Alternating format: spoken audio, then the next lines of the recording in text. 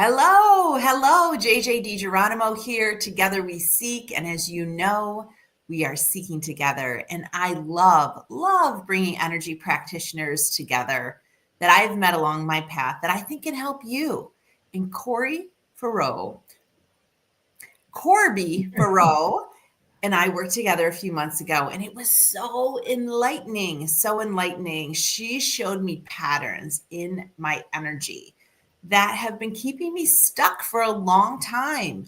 And we had talked about different ways people work to remove energy or work through energy. And I think some of her work will really surprise you and how quickly you can identify energy stuck and move it out. So Corby, thank you so much for joining me.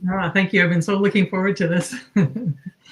So I love the word stuck so much because most people will not admit that they are stuck, but many people feel stuck.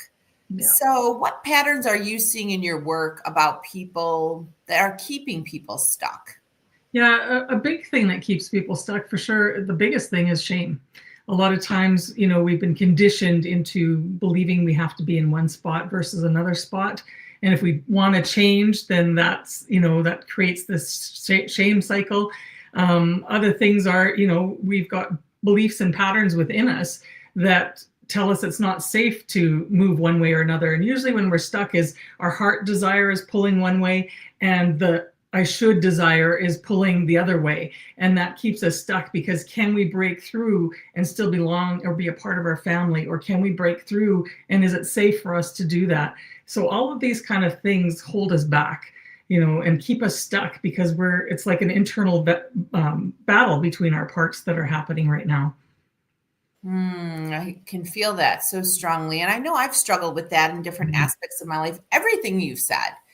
And, I visited a therapist at different times, but I feel like energy workers are really the people that have helped me push things through faster. Why do you think that is?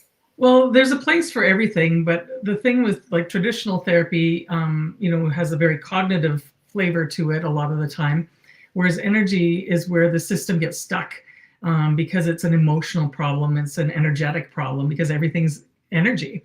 And so when we can, it's not at the thinking level, it's at the subconscious level. So being energy workers, we get to access that subconscious, which when we unstuck it, it releases things so that we have greater capacity to have thoughts now and think differently than what we had done before. Yes, I feel like so many of us are taught to talk it out. Yes. But in reality, as even last week we talked with Mayho, and she was saying how much like your body holds the score and your body holds the energy. Yes. And you're saying the same thing, like Absolutely. Our messages are in our body. Yeah. Yeah. And I mean, it's well documented, Gabor Mate and other people like that have certainly brought that to light more. And indigenous cultures have known this all along. We're just catching up to this in some ways. But it's so important that we recognize that, everything is held in that subconscious. And that's what keeps us stuck. And, often people will say that like I feel so exhausted after doing this sometimes, or I feel really light. But the exhaustion comes from because if you're thinking about holding something up for years, in fact, and then we finally release it, it's like, oh, I can finally rest and relax. It's releasing that energy. So sometimes they think, oh, I haven't, it didn't help me. I'm so exhausted. But it's like, no, you finally let it go. So now things can start to flow. And that's going to feel really different from where you were before. Oh, and so talk a little bit about what you do exactly, because people might be thinking, okay, this sounds great. I want to let go of some of this energy. I don't want to talk out every step of the way. So can you talk a little bit about the EFT work and some of the family constellation that you do? Yeah. So both are energy centered modalities, and I find they pair very well because when you do family and systemic constellations, you can get someplace very fast. And just like talk therapy, if you're talking about something or going into something very quickly, you can re-traumatize your nervous system. So that's where the EFT for me comes in, where we keep a safety net for that. It's like the parachute that allows us to go softly into the issues. When we're doing family systemic constellation, it allows us to have a viewpoint of the present and past that might be affecting where we're stuck today. It might not even be our own energies that are affecting it. As if we don't have enough problems on our own, we get the generational stuff coming down through it as well. And so that stuckness, once we start opening that up and having a different viewpoint on it, then we can start moving that energy. We start to feel lighter. We start to get, more possibilities opening up to us. But when we're in that pattern, we can only see that pattern, or we do things that feel like it's different, but it's not really different. It ends up at the same place. So if all roads lead back to stuckness, we know we're doing strategies to keep us stuck.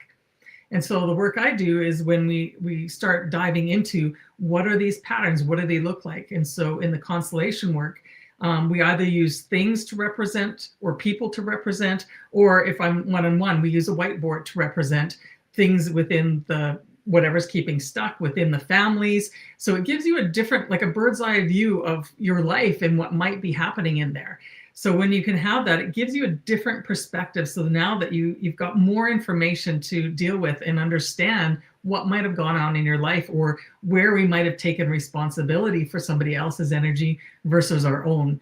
And when we can give that back, so to say, that is freeing us, because now we can be our own person versus I'm trying to be mom or dad or grandma or whoever that we were protecting or looking after versus just ourselves. And often people will say, well, but I love them and I don't want to let it go, or they're not capable. It's like, those are the patterns or the words we hear, that it's like, it's not about whether you love them or not. It's about letting go of the hurt and the dysfunction that we were holding on to. It's nothing to do with love. You can still love them and let go of that stuff, because they are whole and complete adults who we're protecting, often our parents at some level, and we're whole and complete adults. And when we see that separation, now healing can take place because we are whole within ourselves. Yes. And we did this. So we did this together, and it was shocking to me. Shocking. Yeah. So, you asked me in just such a few questions about the flow of energy in my household as a child, the energy between my parents, the energy between the siblings, the energy that I had independently with each parent. And I have to say, it was so eye-opening to me how I've carried some of those energies and responsibilities into my own marriage and even into my work in some regards. Yeah. Because the way we do anything is the way we do everything. And so those patterns go about proving themselves over and over and over. So of course they're going to filter out into everything we do until we understand, what it is that we're holding on to and that we can let go of, actually. And that's what the constellation does. It gives us that viewpoint that we would never have, and when we place things or look at things, it's like we intuitively know what's there, even though I've never thought of this, but there's always a purpose, and always there's no accidents in where things happen or fall out in the teachings or the trainings. Yeah. And so even though the name is, Family and Systematic Constellation, like I would have been like, what the heck is that? But it really is the flow of energy between the generations and between the beings that are alive. Absolutely. And how that, it seems to me, and how that impacts the way that you move through your life. Oh, totally. And like, as an example for generational things, like I look at my grandmother, who got married to a fellow or didn't want to get married and ended up divorced with that. My mother, the same thing. Me, the same thing. My daughter, the same thing. But the thing is, as I'm noticing as it's healing, often we think, well, if I do the work here, everybody else will be fine. It's going to be great. But yes, and it doesn't happen like instantaneously. What I'm seeing is from the pattern from me with my awareness and healing to my daughter.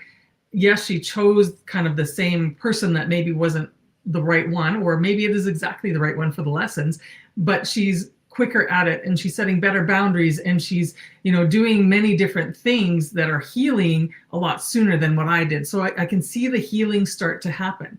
So hopefully in the next generation down, they won't have the same heartache. They'll have something else, but this part might be healing itself now as the awareness and the healing that we're doing. I can really appreciate that, because you have heard, you could heal 7 generations forward or backward. But the reality is, it took us a long time to get right here. So as we heal, Yeah.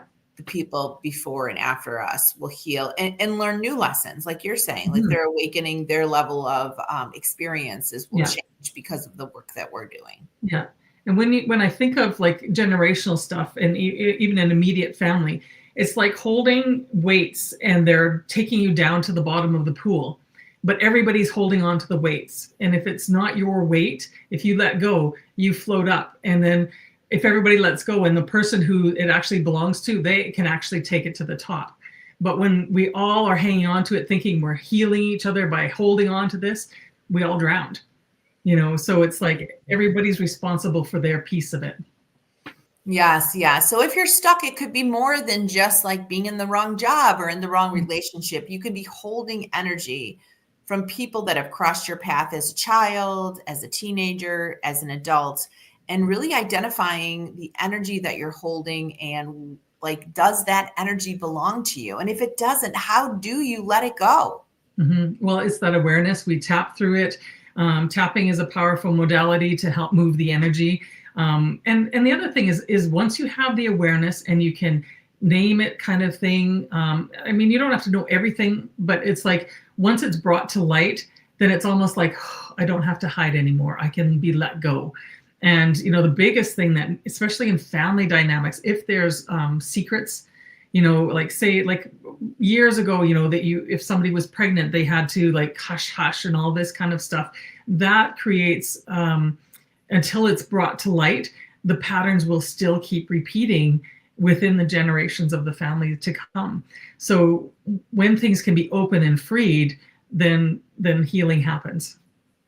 Well, I love the work that you're doing. I love the work. I feel like for me, this is why I record Together We Seek, is we find people that have gone through life experiences that have learned ways to release. And I'm assuming this is how you got to your work too, is you were looking to release. Yeah, well, actually it was yes and no, because I was in the corporate world, everything there. I'd done some, healing energy stuff throughout my life, but nothing really serious, but I knew there was something more. And then the universe goes, well, you're not going on the path to find it. So we're just going to punch you from your job and your life and blow you up. And then it just sent me on this path. And I came to this, it was a coaching seminar because I was looking at being a coach.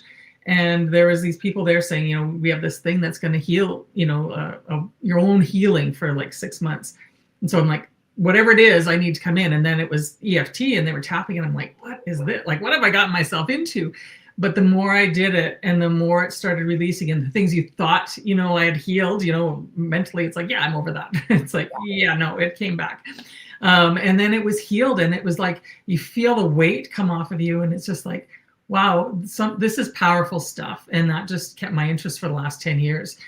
Just on this continual healing. And then when I jumped into the Family and Systemic Constellations a couple of years ago, it was just like, wow, there's a whole nother level happening here, right? That's so powerful in the healing. And then pairing the two together, like I say, it just creates that safety for the nervous system. And when we can create that safety, no matter what modality we're doing, there'll be growth, because that's the way life works, is if we're safe, we will grow. I hope everybody's listening to this in the sense of like, this is a lot more than just shifting your outer, it's shifting your inner. And when you shift your inner, as you mentioned, making sure that you're in a safe place with a trusted advisor, a trusted guide, somebody that's holding space for you so that your nervous system can sort of start to release, because we hold on so tightly. And, how do they know when they're shifting? I feel like people may come to you. Is it an immediate thing? Is it something that happens over time? Both. Some can have that, one hit wonder and it's like, wow, what just happened, and others, a lot of times they'll be like, wow, I feel more peace. I feel lighter.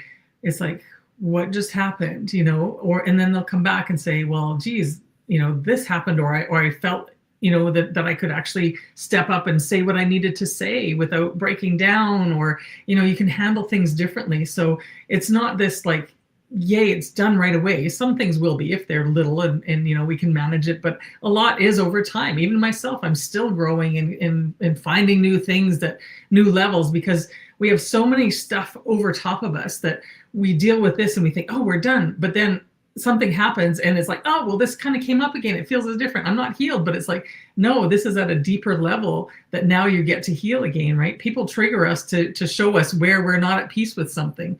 And so when we find that, now we can tap, we can do the constellations, we can do whatever other energy work we do to help move that and solidify what we do want in our life. Mm. And how often do you find that people are carrying things that are not theirs? Oh, everyone does. Everyone does. I don't think there's anyone who doesn't, you know, at a subconscious level. Like even myself, I wouldn't have known what I was carrying. Like I had a sister who was born before me who lived like a month or something like that.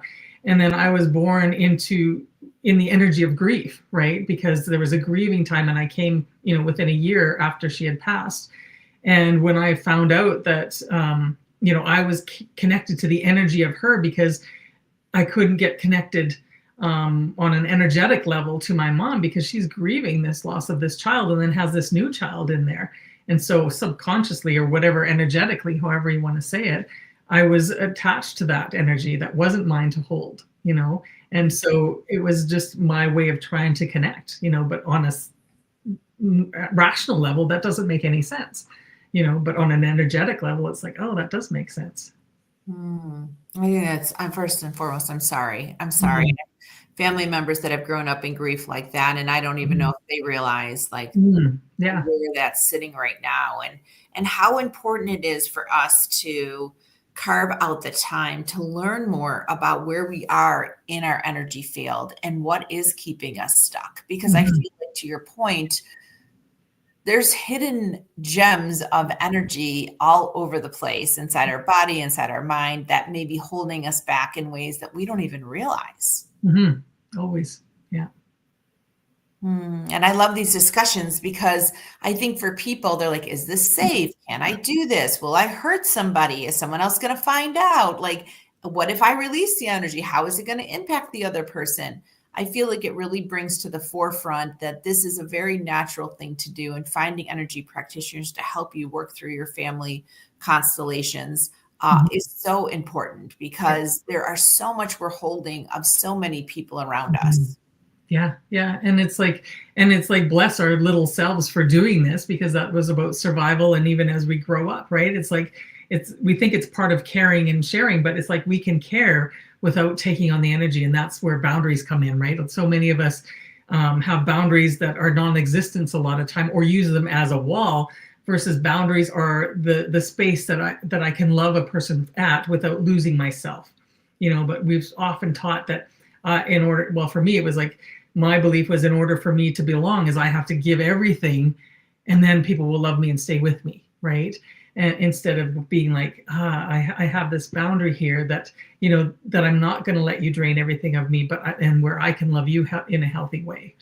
Well, I so appreciate you, and I appreciate the work that you did with me too, because you have unhooked energy, I think, in my own family unit, that in my family that I grew up in, that has been holding me a long time and has shown up in my own space now. And I would have never known that without you.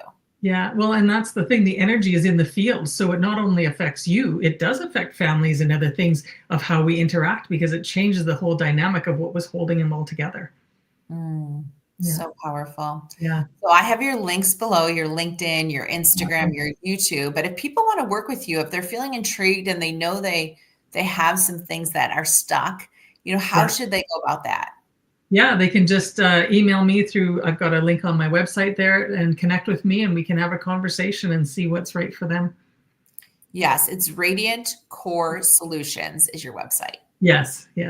Radiant Core Solutions. So Corby, I know I'm going to keep working with you, and I know other people will too, but I really appreciate you teaching us today how things can be stuck that are not ours, and that there are ways to release it. And I appreciate you going through your work to understand how to decouple this energy so that you can do it for others. Yeah, thank you.